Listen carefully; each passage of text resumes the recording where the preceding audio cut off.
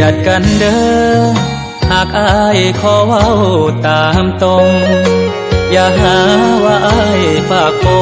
งเพราะมันส่งมาจากหัวใจอายหูสึกดีว่าน้องคนนี้ถือใจลายเพียงส่งสายตาทักทายหัวใจ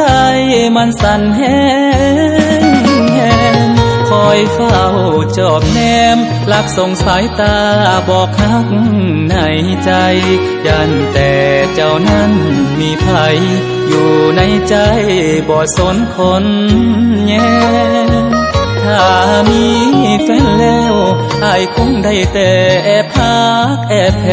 งเปรียบเหมือนหิ่งห้อยน้อยแสนอยากได้คำแพงมาเป็นที่หัก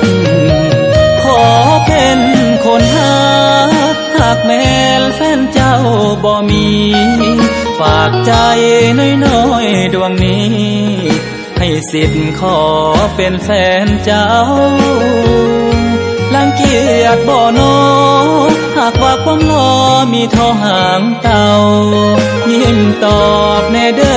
อเบาๆให้หูว่าเฮาใจกงกันหากเป็นดังฝันถ้าไอ้นั้นได้เจ้าเป็นแฟนความหาคอยจูบอ้อมแขนขอมอบให้แฟนคนเดียวจนตายซื่อสัตย์ภักดีเป็นแฟนที่ดีให้เจ้าภูมิใจขอเพียงแต่น้องหักอายบ่ให้ผิดหวังดอกเด้อ